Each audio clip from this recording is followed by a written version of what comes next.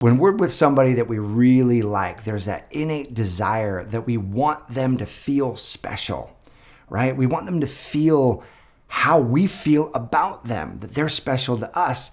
And here's what's amazing. When you help somebody feel special around you, then you become even more special to them. So how do you do that? How do you help someone feel special in your presence? Today, I'm going to give you 3 really powerful ideas that can help your man feel special around you.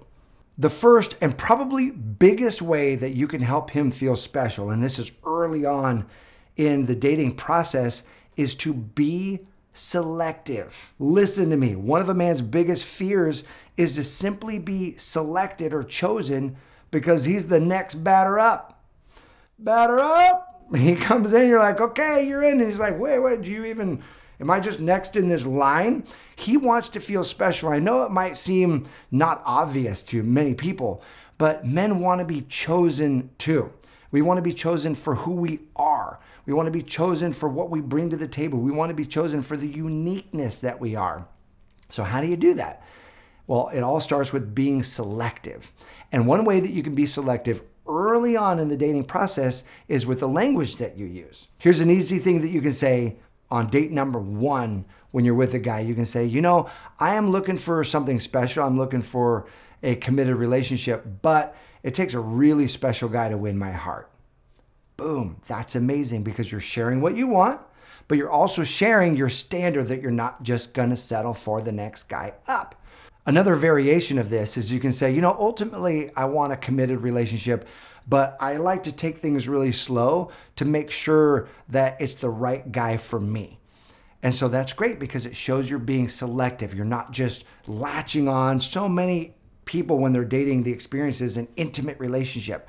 He's finally the one normal guy you're dating. And so you're just going to select him because he's just not crazy or not weird, or he's just kind of the minimum viable standard guy. No guy wants to be that. This is why often sleeping on the first date backfires. There's nothing wrong with that if you would love to sleep on the first date, but what it doesn't do is create an opportunity for him to feel special or selected. Because he's thinking, well, you probably sleep with everybody on the first date. How special could I really be? How much could you really get to know me in the last 4 hours before sleeping together? Nah, not a whole lot better than probably a lot of other guys. So it doesn't give the opportunity to capture that special feeling. But when you take things slower, when you demonstrate that you're selective, when you do finally select him, he feels special. The second way that you can help him feel special is to give him goals to achieve, or like little challenges to do, and then celebrate him when he achieves that goal. Because every man's greatest fear in relationships is inadequacy. When a man feels like he's not worthy, he's not going to measure up, he's not enough, he's not able to provide what it is that you want. If he can't provide what you want, then he doesn't measure up, then he doesn't feel like he's enough, and it's a downward negative feeling spiral. But the same spiral is available in an upward form when he does feel like he measures up and that he's enough. So what signal is he looking for to let him know that he's enough, that he's measuring up? Well, it's your joy factor, your happiness factor. In any relationship, if his woman, when I interviewed America's Greatest Marriages, a lot of the men would say, look, if mama ain't happy, ain't nobody happy. Because their goal was to make their wife happy, right? So many men, our goal is that our wife is happy. Now, we can't control happiness, but we can contribute to it. You can't control whether he feels special, but you can contribute to it. And here's how. Give him these little goals and then celebrate him, where you can say something as, hey, honey, I would really love it if you would pick up food and bring it home tonight. Or it would mean a lot to me if you would plan a hike this weekend for us to go on. Or it would really mean a lot to me. I would absolutely love it if you would spend time with me and my family at our family barbecue this weekend. And then when he does that, and here's the key, you give him this little challenge, plan a hike on the weekend. And he's like, okay. And you'll see him go to work. You'll see him like, I could do that. He gets all revved up and he goes and looks for a cool hike. And then when you're on the hike and you get to the top of the hike, throw your arms around him, give him a big hug and say, babe, this was brilliant. Brilliant choice, brilliant idea. You are a rock star. Now, you might feel like you're amplifying the celebration, but that's okay. That's beautiful. Instead of criticizing your man, hero-size your man.